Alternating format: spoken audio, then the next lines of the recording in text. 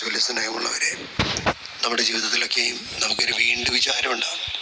വീണ്ടും വിചാരം എന്ന് പറഞ്ഞാൽ നമുക്കറിയാം, നമുക്ക് നമ്മുടെ ഈ ജീവിതത്തിന് ശേഷം മറ്റൊരു ജീവിതത്തിലേക്ക് പോകുവാൻ നമുക്ക് പോകേണ്ടി വരുമെന്നുള്ളൊരു കാര്യം നമ്മളെപ്പോഴും ഓർക്കണം. ഞങ്ങളുടെ നാട്ടിലേക്കും കാരണവർ ഉള്ളൊരു വീണ്ടും വിചാരം വേണം.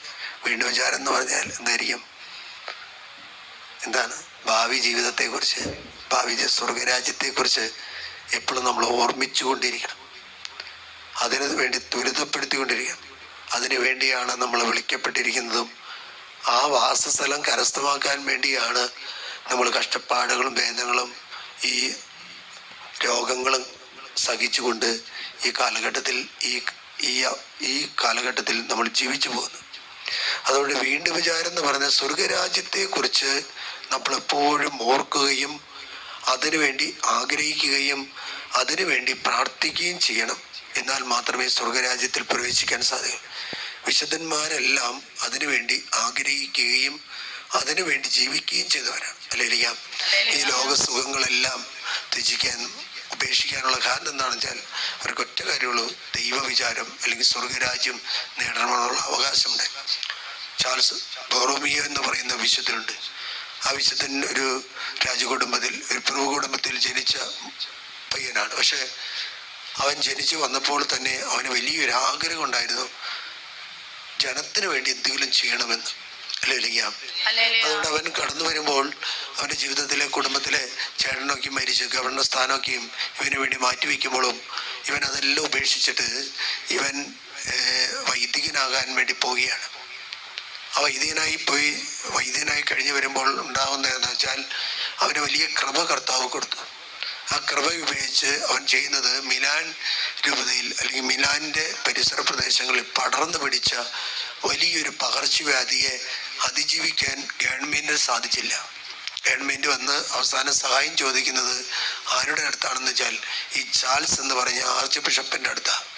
ചാൾസ് എന്ന് പറയുന്ന ഈ ആർച്ച് ബിഷപ്പ് ചെയ്ത പ്രകാരമാണ് റോഡ് വഴിയരികിൽ ടെൻറ്റ് കെട്ടി അല്ലെങ്കിൽ സ്റ്റേജ് കെട്ടി അവിടെ എല്ലാം വിശുദ്ധ കുർബാന അർപ്പിച്ചു. വിശുദ്ധ കുർബാന അർപ്പിച്ച് വൈദികരോട് പറഞ്ഞ് സുവിശേഷം പ്രസംഗിക്കാൻ പറഞ്ഞു. സുവിശേഷം പ്രസംഗിച്ച് വിശുദ്ധ കുർബാന അർപ്പിച്ചതിന് ശേഷം ഈ പിതാവ് പ്രാർത്ഥിച്ചപ്പോൾ ആ മേഖലയിലുണ്ടായ വളരെയധികം വലിയതായ പ്ലേഗ് ബാധിത ആ ദേശത്ത് നിന്ന് ഇല്ലാതെ ആ സമ്പത്തെല്ലാം ഉപേക്ഷിച്ചു. കുടുംബത്തിലുണ്ടായ സമ്പത്തും മാതാപിതാക്കന്മാർക്ക് ഉണ്ടായ എല്ലാ വസ്തുക്കളും ഉപേക്ഷിച്ച് കർത്താവിന് വേണ്ടി പ്രവർത്തിക്കാൻ തുടങ്ങിയപ്പോൾ കർത്താവ് ചെയ്തൊരു കാര്യമാണ് ചാൾസ് റൊബീനി എന്ന് പറയുന്ന ഒരു ആർച്ച് ബിഷപ്പിനെ സഭയ്ക്ക് നൽകി അനുഗ്രഹിച്ചത്. പ്രൊട്ടസ്റ്റന്റ് വിപ്ലവത്തിൽ തകർന്നിരുന്ന സഭയെ പണിതുയർത്താൻ, സഭയെ നട്ടുവളർത്താൻ ദൈവം അയച്ച ഒരു വ്യക്തിയായിരുന്നു ചാൾസ്. ഈ വിശുദ്ധനെ കുറിച്ച് ഏറ്റവും കൂടുതൽ നമ്മൾ പഠിച്ചത് എപ്പോഴാണെന്ന് വെച്ചാൽ ഏത് കാലഘട്ടത്തിലാണ്? ഈ ലോക്ക്ഡൗണിൻ്റെ കാലഘട്ടത്തിലാണ് സഭ ഈ വ്യക്തിയെ കുറിച്ച് പഠിക്കാനുള്ള കാരണം.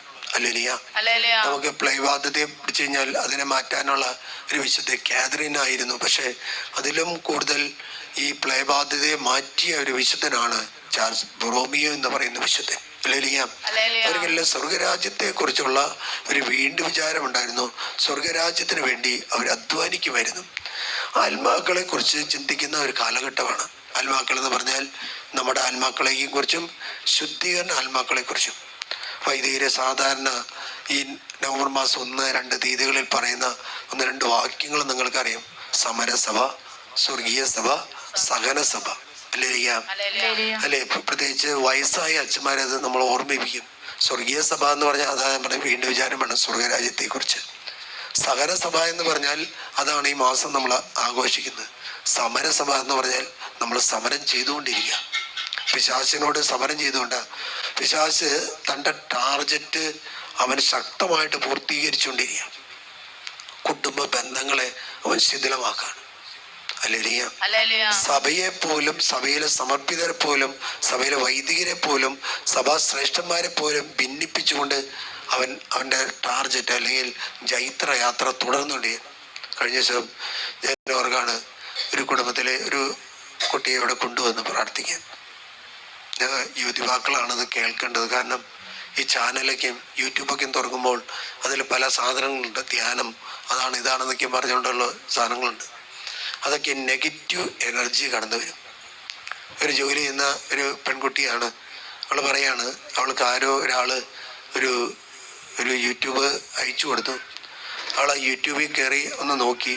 യൂട്യൂബിൽ കയറി അപ്പോൾ അവർ പറയുന്ന പ്രകാരമാണ് ആ യൂട്യൂബ് ഓൺ ചെയ്തിട്ട് ഇങ്ങനെ കാത്തിരിക്കണം, ഇതൊരു ധ്യാനമാണെന്ന് പറഞ്ഞു. അവസാനം ഈ ധ്യാനത്തിൽ ഈ കുട്ടി പങ്കെടുത്തു കഴിഞ്ഞതിന് ശേഷം ഈ കുട്ടിക്ക് സമനില അങ്ങ് മാറി തെറ്റി.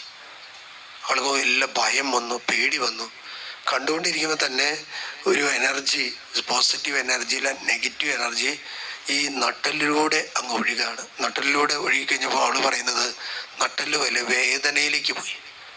പിന്നെ അവൾ ജോലി ചെയ്യുന്ന സ്ഥലത്ത് അവൾക്ക് ഒന്നും ചെയ്യാൻ പറ്റുന്നില്ല എന്ന് മാത്രമല്ല, ജപമാല കയ്യിലെടുക്കാൻ പറ്റുന്നില്ല, പ്രാർത്ഥിക്കാൻ പറ്റുന്നില്ല, വചനം വായിക്കാൻ പറ്റുന്നില്ല.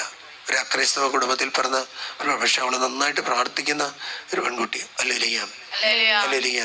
ഒരാൾ ഒരു 10-15 മിനിറ്റ് കണ്ടതിൻ്റെ ഇതില് മാതാപിതാക്കന്മാര് ദുഃഖിതരായി, കുടുംബാംഗങ്ങൾ ദുഃഖിതരായി. ഞാൻ ഈ കുട്ടിയോട് പല കാര്യങ്ങളും പറയുന്നുണ്ട്, പക്ഷെ അവൾക്കൊന്ന് അക്സെപ്റ്റ് ചെയ്യാൻ പറ്റുന്ന, ശ്രദ്ധിക്കാൻ പറ്റുന്നില്ല.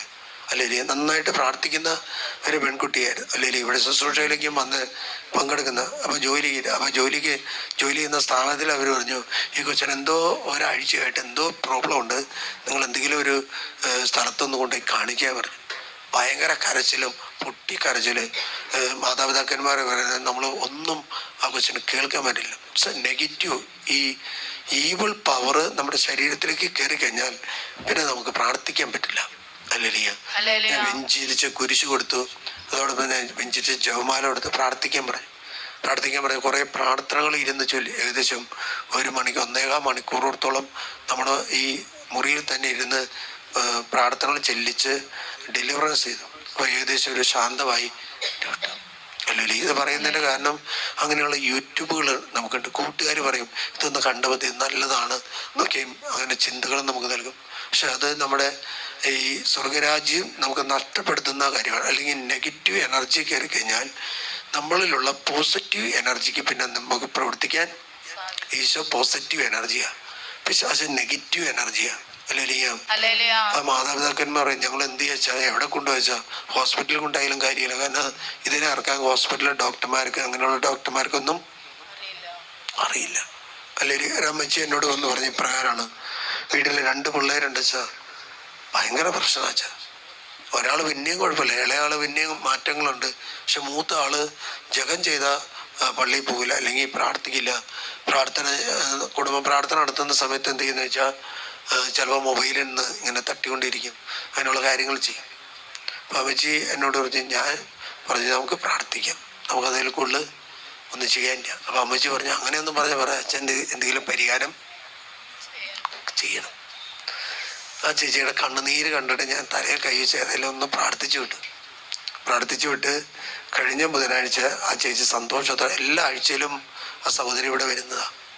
അല്ലെങ്കിൽ ഒരു മകള് കൂടെ വരും. പക്ഷെ മകളോട് പറഞ്ഞാലും ചില കാര്യങ്ങൾ അവർ അംഗീകരിക്കില്ല. ഈ ലോകത്തിന്റെ കാര്യങ്ങളൊന്നും അവർക്ക് ഉപേക്ഷിക്കാനായിട്ട് പെട്ടെന്ന് സാധിക്കില്ല. അതുകൊണ്ട് ഞാൻ പ്രത്യേകം പറയണത്, നിങ്ങളുടെ മക്കൾക്ക് വേണ്ടി നന്നായിട്ട് പ്രാർത്ഥിക്കണം, നന്നായിട്ട്. തീ പിടിച്ച ആത്മാക്കൾ എന്ന് പറഞ്ഞു കഴിഞ്ഞാൽ അവരെപ്പോഴും എവിടെയും ഓടി ദൈവരാജ്യം പ്രസംഗിക്കാൻ തയ്യാറായിട്ടുള്ള. അതേപോലെ തീ പിടിച്ച് പ്രാർത്ഥിക്കാൻ നിങ്ങൾ തയ്യാറായാൽ കുടുംബത്തിൽ മാറ്റം വരും. ഈ ചേച്ചിയെ പ്രാർത്ഥിച്ച് നമ്മൾ വിട്ടു. 1.5 ആഴ്ച കഴിഞ്ഞപ്പോൾ ചേച്ചി വന്നിട്ട് പറയാ 2 കുട്ടികളും മാറി വെച്ച, 2 കുട്ടികളും വ്യത്യാസം വന്നു. വളരെ സന്തോഷമായിട്ട് അമ്മച്ചി പറയാണ്, ഞാൻ എന്ത് ചെയ്യണമെന്ന് എനിക്കറിയില്ലായിരുന്നു വെച്ചാൽ. കാര്യങ്ങളൊക്കെ നമ്മൾ കേൾക്കുന്നുണ്ട്, അച്ഛൻ പറയുന്ന കാര്യം മനസ്സിലാക്കുന്നുണ്ട്, അത് അവരും കേൾക്കുന്നുണ്ട്. പക്ഷെ അതിൽ നിന്ന് അവർക്ക് മാറാൻ അവർക്ക് പറ്റുന്നില്ല അച്ഛൻ. ഹല്ലേലൂയ. അപ്പൊ ആ ചേച്ചിയോട് ഞാൻ പറഞ്ഞു നന്നായിട്ട് പ്രാർത്ഥിക്കുക, പുലർച്ചയ്ക്ക് എഴുന്നേറ്റ് പ്രാർത്ഥിക്കുക, അത് മാത്രമേ ഇതിന് പരിഹാരമുള്ളൂ. നമ്മള് നിസ്സാരമായിട്ട് കാണേണ്ടത്. ആ ചേച്ചി പറഞ്ഞു 2 പിള്ളേരും ഞാൻ പറയുന്നത് അനുസരിക്കാൻ തുടങ്ങിയ അച്ഛൻ. മാറ്റമാണോ? മാറ്റമല്ലേ? മറ്റൊരു കുടുംബത്തിൽ ഇവിടെ ഒരു പയ്യൻ വന്ന് പ്രാർത്ഥിച്ചു പോകും, ആ പ്രകാരം